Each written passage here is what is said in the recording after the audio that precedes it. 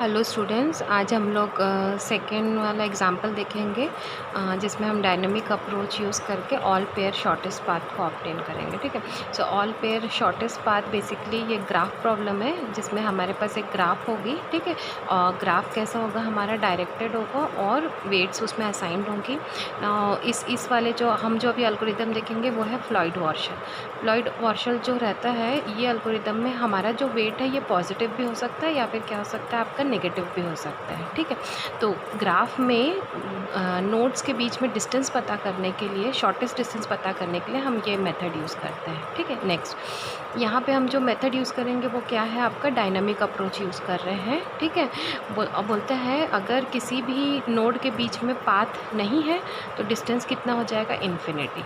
Next loop यानी अगर आप ए टू ए का डिस्टेंस निकालोगे तो ऐसे वाले डिस्टेंस को हम डिनोट करते हैं किससे, आपका ज़ीरो से। ठीक है, नेक्स्ट हम एक मैट्रिक्स यूज़ करते हैं और ये मैट्रिक्स हमको, जो मुझे फाइनल मैट्रिक्स जब मिलेगा तो ये मेरा शॉर्टेस्ट पाथ मैट्रिक्स होगा for all the possible vertex जो मेरे ग्राफ में प्रेजेंट है। ठीक है ना, इनिशियल मैट्रिक्स जो है आप क्या करोगे, हर स्टेप में क्या होता है, अपडेट होते जाता है। ठीक है, कैसे अपडेट होता है, जैसे देखो ए से बी अगर डिस्टेंस है आपका 5, ठीक है, लेकिन अगर आप ए से सी और सी से बी जाओगे, ठीक है, सपोज़ ए से सी आपका डिस्टेंस 1 है और सी से बी भी डिस्टेंस आपका कितना है, 1।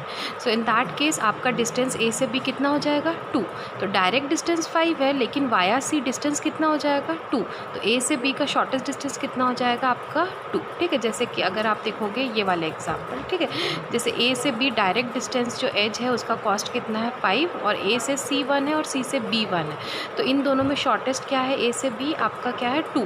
तो इसीलिए ये मेरा शॉर्टेस्ट डिस्टेंस हो जाएगा। तो इसीलिए हम किसी भी नोड का बाकी सारे नोडों से शॉर्टेस्ट डिस्टेंस निकालते हैं। अब वो हो सकता है डायरेक्ट डिस्टेंस हो या इन बिटवीन कुछ और भी नोड्स होंगे जिसकी मदद से उसका शॉर्टेस्ट डिस्टेंस हम ऑब्टेन करेंगे। Okay, so initial matrix is updated at each stage using sequence of decisions, hence the principle of optimality can be applied। तो इसमें हमारा principle of optimality हम अप्लाई कर पाते हैं, क्योंकि हम हर स्टेप में क्या करते हैं, डिसीज़न लेते हैं, और ये जो मेरा मेथड है ये जो है स्टेजेस में काम करता है। ठीक है ना, स्टेजेस जो होते हैं वो डिटरमाइंड हम करते हैं based on number of node. जैसे इस ग्राफ में मेरे पास नोड कितने हैं, 3, तो इसमें इस प्रॉब्लम को जब हम सॉल्व करेंगे तो स्टेजेस कितने हो जाएंगे, 3।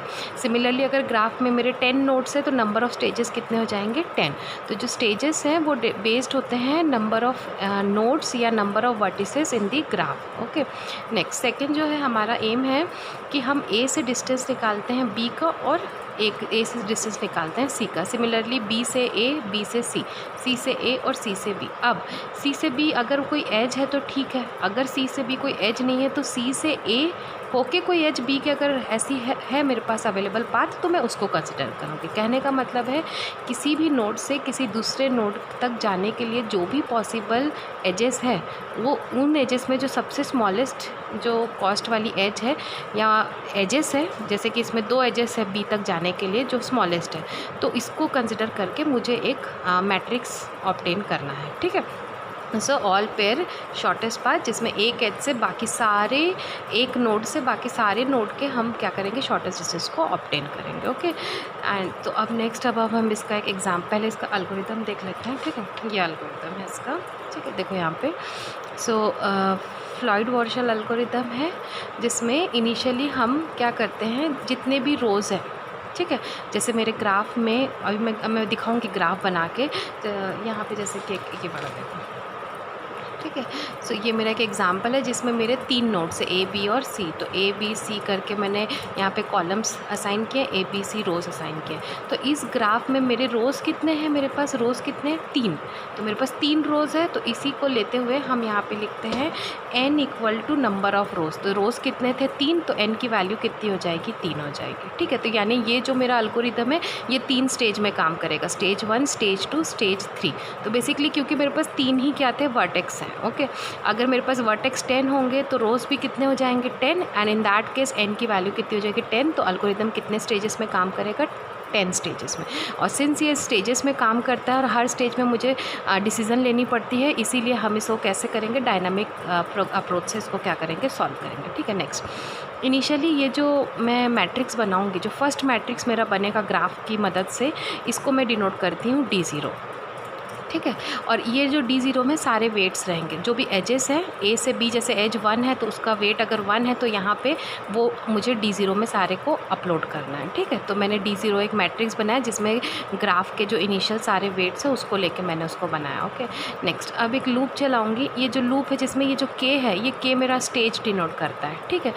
K दो चीज़ बताता है, एक तो स्टेज बताता है और दूसरा वाया बताता है। वाया मीन्स जैसे देखो हम A से B जा रहे हैं, ठीक है। सिमिलरली A से हम C जा रहे हैं, ओके। तो हम यहाँ पे इनिशियली जैसे हम फर्स्ट वाले केस में स्टेज अगर हम लेते हैं तो हम जैसे स्टेज 1 लिए, ठीक है। तो यहाँ पे मेरा स्टेज जो है 1, 2 और 3। अब अगर सपोज़ मेरे ग्राफ में यहाँ पे 3 नोड है, ठीक है, जैसे A, B और C, या इसको और आसान कर लेते हैं, इसको मैं डायरेक्ट 1, 2 लिखती हूँ, 1, 2 और 3, ठीक है। सपोज़ एक 4 भी ले लेती हूँ। तो मेरे ग्राफ में टोटल वर्टेक्स कितने हैं? 4 वर्टेक्स हैं, ओके। तो मैं यहाँ पे 4 तक लिख लेती हूँ। सपोज़ मेरे ग्राफ में 4 वर्टेक्स है, ठीक है। तो जब मैं स्टेज 1 चेक करूँगी, इसका ये मतलब है मैं सारे डिस्टेंस को ऑब्टेन करती हूँ। जैसे कि 2 से 3 जाने के लिए मैं वाया क्या लूँगी? 1। 4 से 3 जाने के लिए मैं वाया किसको चेक करूँगी? 1। यानी कि स्टेज जो है वो इंटरमीडिएट पाथ या इंटरमीडिएट नोड के जैसे एक्ट करता है from a given vertex to another vertex, ठीक है। सिमिलर वे सपोज़ अगर मैं स्टेज 2 में हूँ, तो स्टेज 2 में यानी देखो स्टेज 2 में 1 से मुझे 4 जाना है वाया किससे? 2। 1 से 3 जाना है वाया किससे? 2। 4 से 1 जाना है वाया किससे? 2। 4 से 3 जाना है वाया किससे रहेगा आपका? 2।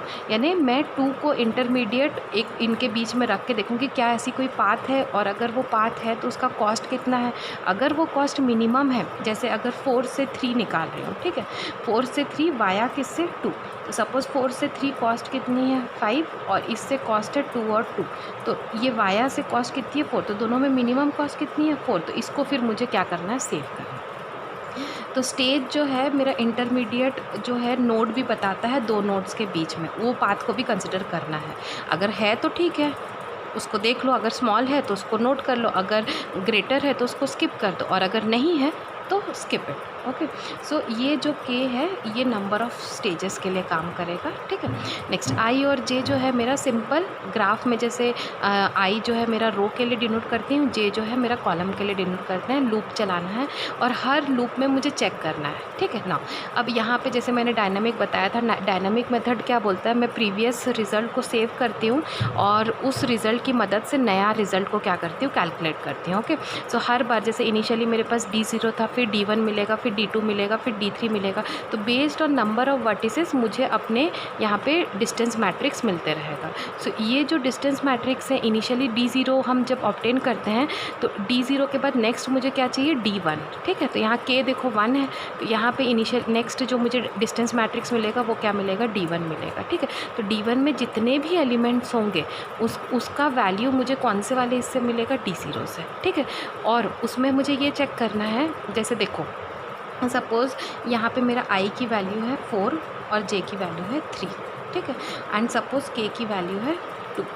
तो मैं 4 से 3 का डायरेक्ट डिस्टेंस कितना है? तो जैसे देखो यहाँ पे 4 से 3 का डायरेक्ट डिस्टेंस कितना है? 5। तो मैं यहाँ पे 5 लिख दूँ। नेक्स्ट अब यहाँ पे K देखो कितना है? I K यानी कि 4 से 2 डिस्टेंस कितना है? 2।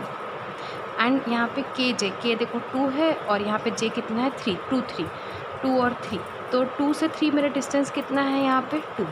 इनको ऐड करेंगे तो डिस्टेंस कितना हो जाएगा? 4। और ये डिस्टेंस कितना हो जाएगा? 5। 5 और 4 में स्मॉलर कितना है? 4। तो नया जो मुझे मिलेगा वैल्यू, यानी कि डिस्टेंस ऑफ 4 से 3 तक का डिस्टेंस इनिशियली 5 था, लेकिन अब नया डिस्टेंस कितना मिल गया? मेरा 4। तो हर स्टेप में ये चेक करना है कि पुराना जो नोड के बीच में डायरेक्ट डिस्टेंस कितना है, और वाया के मैंने बताया था के जो है स्टेज भी बताता है, साथ ही साथ इंटरमीडिएट बिटवीन 4 और 3 को भी डिनोट करता है। तो इनका कैलकुलेट करेंगे, जो मिनिमम होगा उसको हम क्या करेंगे, नए वाले मैट्रिक्स में सेव कर देंगे।